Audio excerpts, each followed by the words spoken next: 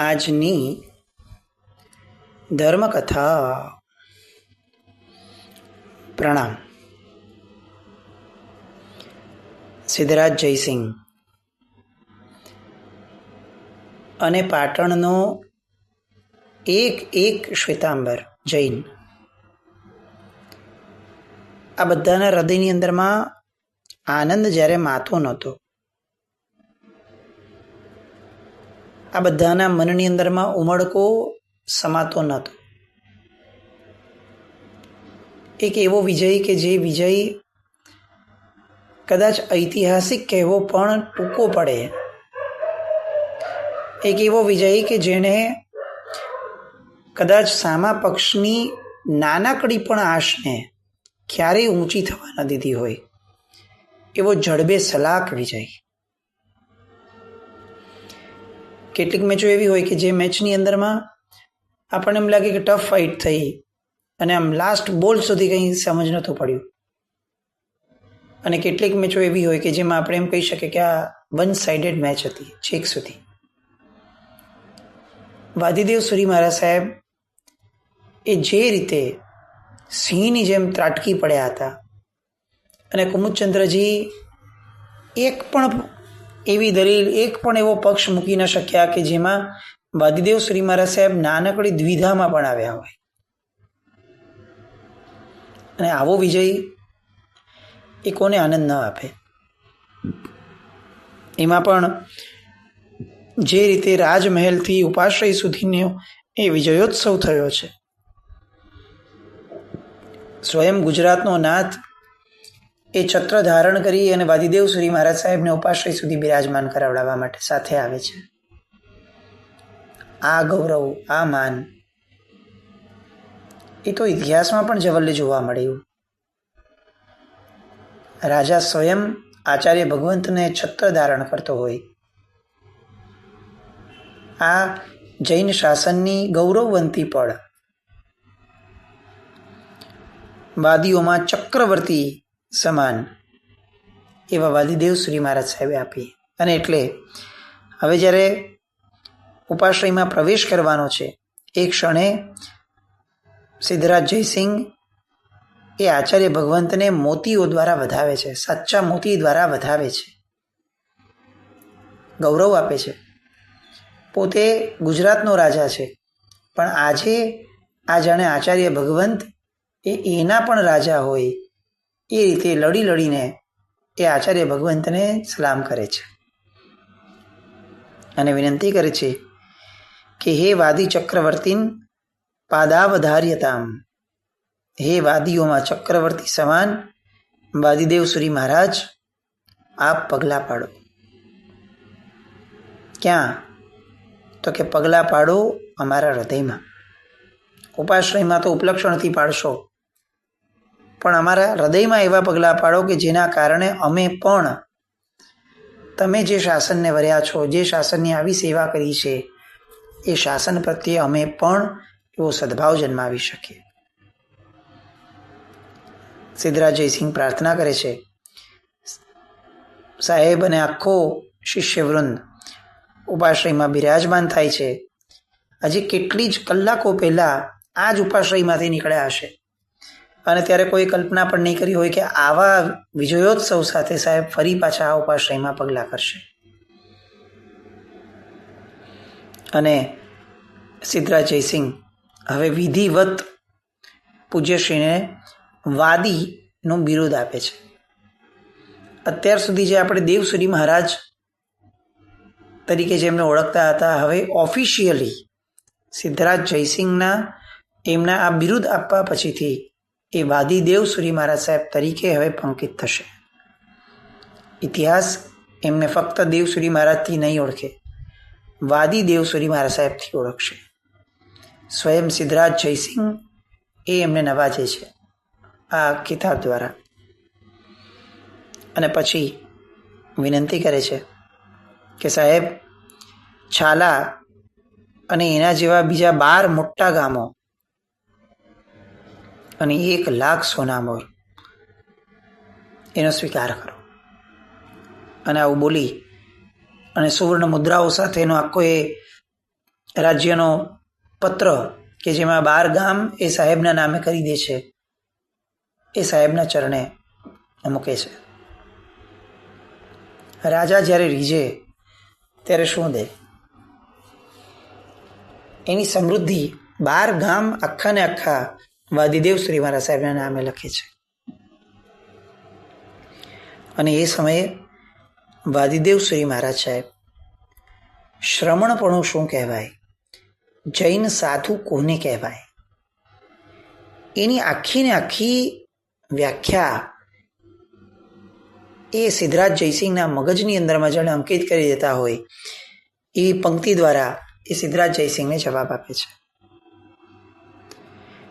મુંજીમહી વયમૈક્ષમ જીર્ણમ વાસો વસીમહી શવિમહી મહી પીઠે કુર્વીમહી ધને નકીમ.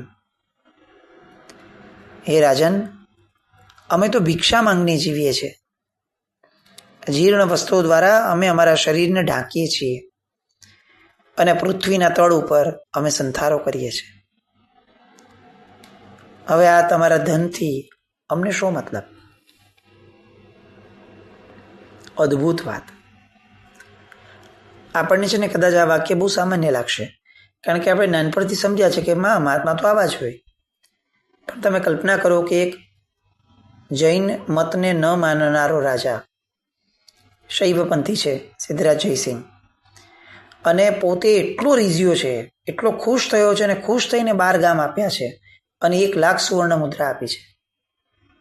અને એવા સમયે જેને આગળ ધરીને ધર્યું છે એ જ્યારે ત્યાગે છે, અને એ ત્યાગ કરતી વખતે જે ગૌરવ સાથે, એ શબ્દો સાથે જે ગૌરવ જન્માવે છે એ કેવા રૂપાળા લાગે.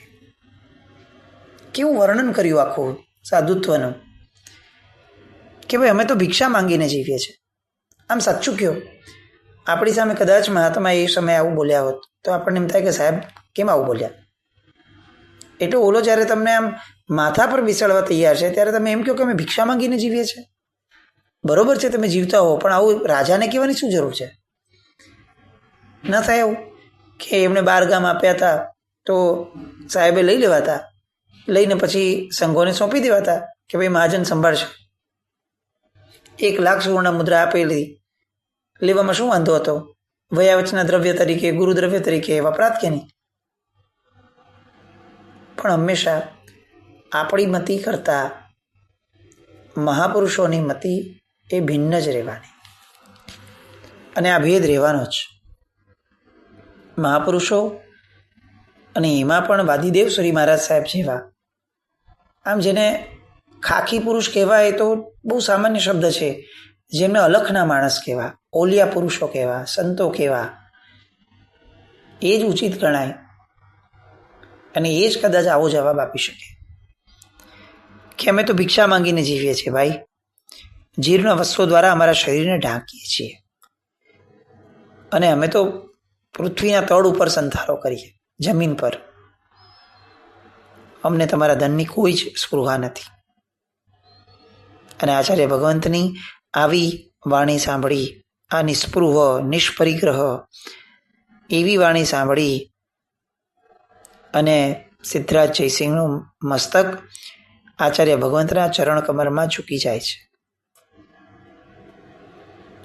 પણ એ સમયે એ જીદ પર તો બેટા જ છે કે હું એકવાર મારા દ્વારા અપાયેલું હું પાછો તો ન જ લઉં, રાજા છું. અને ત્યાં જૈનત્વને વરેલા મંત્રી એ આગળ આવે છે, મહાજનો આગળ આવે છે, અને ગુરુ ભગવંતની સાથે વાતચીતો કર્યા પછીથી છેવટે એવું નક્કી થાય છે કે આપનો આપવામાં આગ્રહ છે અને ગુરુ ભગવંતનો ન લેવાનો આગ્રહ છે. આ ગામો તો નથી જ જોઈતા અમને, એનો તો કંઈ અમારે કોઈ અર્થ જ નથી. પણ તમે જે 1 લાખ સોના મોર આપી છે, એ 1 લાખ સોના મોરને અમે મહાજન સ્વીકારીએ છીએ અને એવું નક્કી કરીએ છીએ કે અક્ષરશઃ આ આખા ને આખા 1 લાખ સોના મોરથી એક જીન મંદિરનું નિર્માણ થશે. રાજાનું મન સાચવવાની પણ આ કેવી સરસ મજાની કળા છે. આચાર્ય ભગવાન તો ક્લિયર હતા કે ઘસીને ના એટલે ના જ. અને એવા સમયે આ મહાજન વચલો રસ્તો કેટલી સરળતાથી અને કેટલી સહજતાથી કાઢે છે કે જેના કારણે કોઈ પક્ષે ક્યાંય પણ એક નાનકડી પણ કોઈ માટે બોલવા પણ આમ જગત માટે ન રહે એવો સરસ મજાનો રસ્તો કાઢ્યો.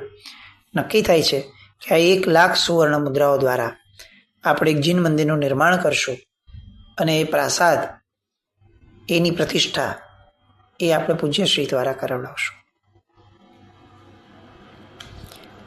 સભા તો આવી રીતે આ ગુણગાન ગાતા ગાતા ગાતા એ છૂટી થઈ.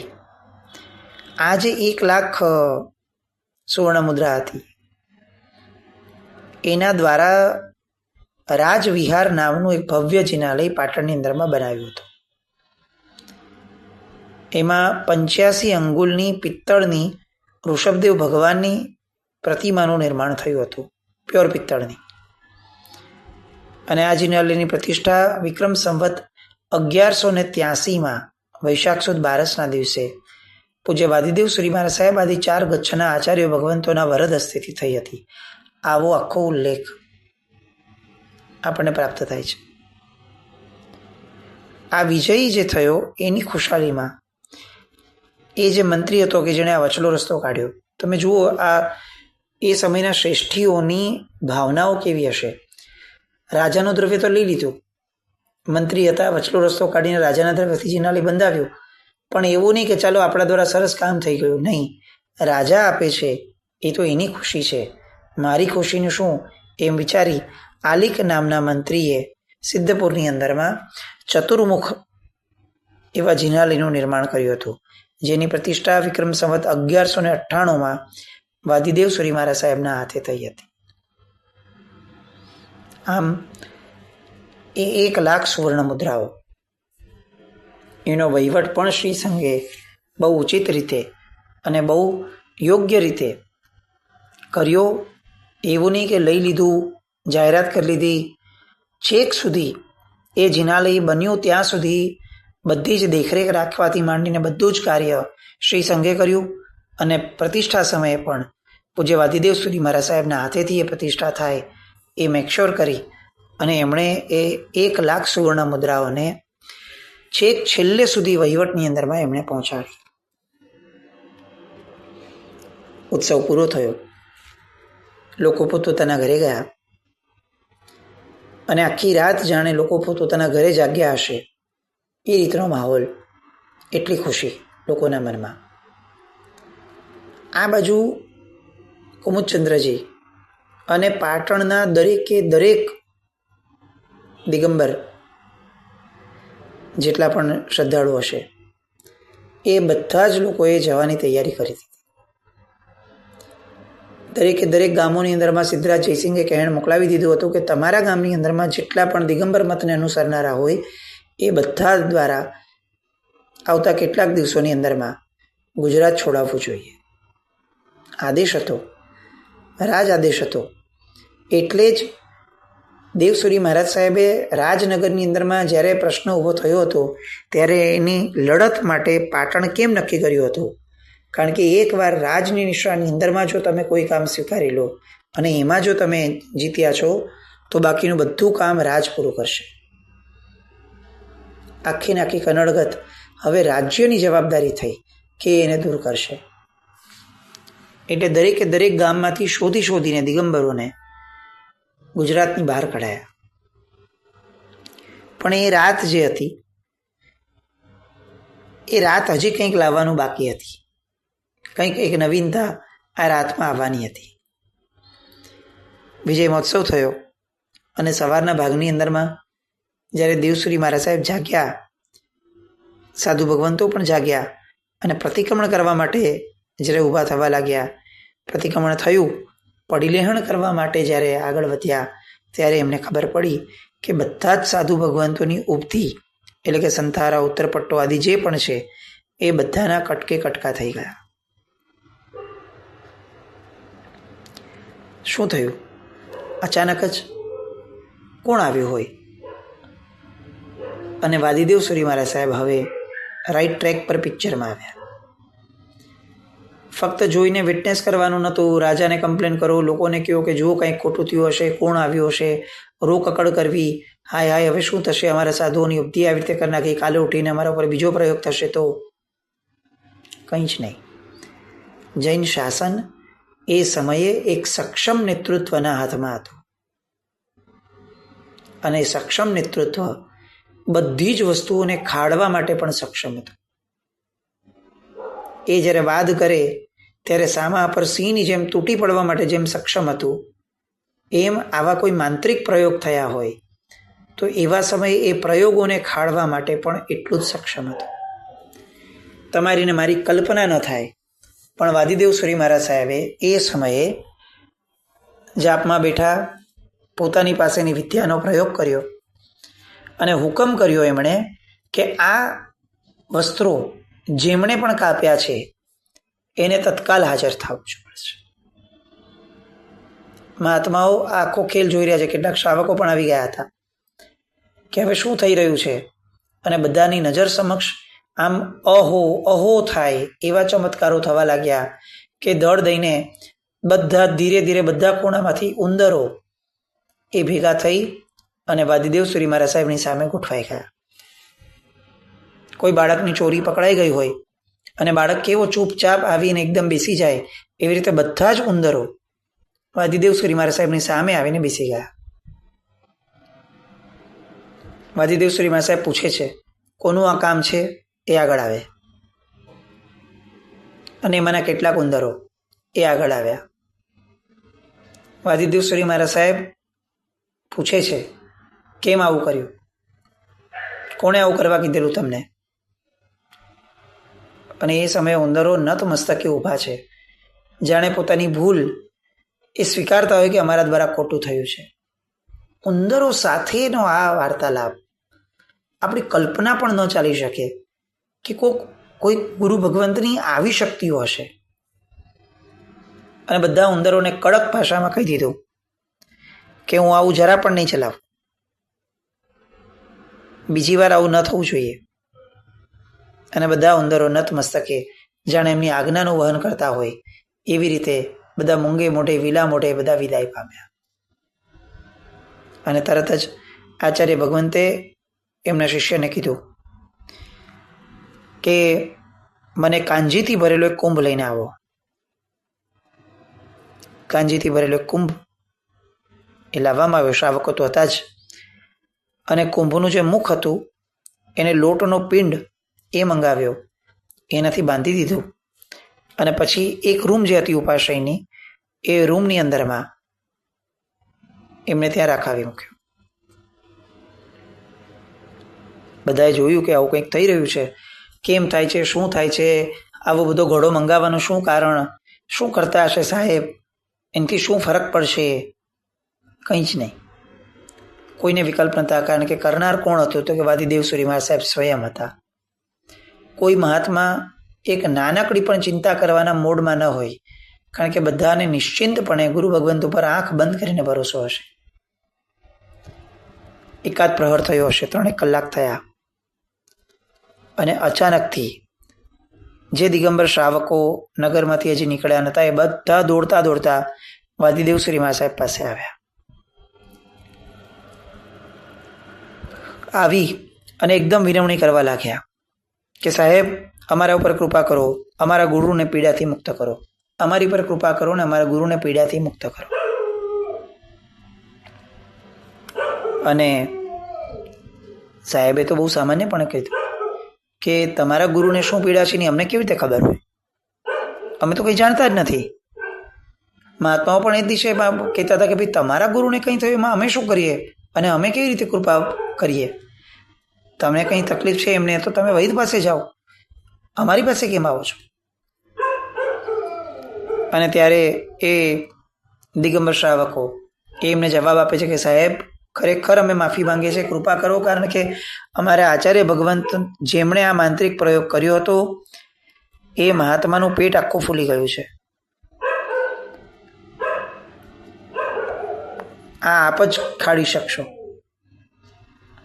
અને ત્યારે આચાર્ય ભગવંત કહે છે કે એમ ન હોય, જો કોઈ કે કંઈ કર્યું હોય ને એમને તકલીફ હોય તો એ સ્વયં આવે અને વાત કરે, તમારા આવવાથી અમે તમને શું જવાબ આપીએ? આ ઔચિત્ય. કડક થવા સમયે પણ કઈ રીતે કડક થવાય એ આચાર્ય ભગવંત વાદીદેવ સુરી મહારાજ સાહેબ પાસેથી શીખવાનું આવે. કોઈને કહેવા ન ગયા. શક્તિઓ એવી કે સામાએ પોતે દોડીને આવવું પડે ને માફી માંગવી પડે. અને એવું જ થયું. દિગંબર શ્રાવકો ગયા અને જઈને એ દિગંબર આચાર્યને કીધું કે સાહેબ તમારે જ જવું પડશે. અને એમનું પેટ ફૂલતું જ જાય છે, ફૂલતું જ જાય છે. અસહ્ય પીડા એમને થાય છે. અને આવી અસહ્ય પીડાની અંદરમાં પોતે પોતાની ભૂલ કબૂલવા માટે હવે જાય છે ઉપાશ્રયમાં. અને શ્વેતાંબરાચાર્ય એની પાસે હાથ જોડીને હવે શું કહે છે અને એ સમયે વાદીદેવ સુરી મહારાજ સાહેબ શું જવાબ આપે છે એ સમજવા માટે આવતીકાલે ફરીથી આપણે મળશું. જીનાકના કંઈ પણ બોલાવ્યું હોય તો મિચ્છામિ દુક્કડમ. જૈનમ જય અતિશાસ્ત્ર.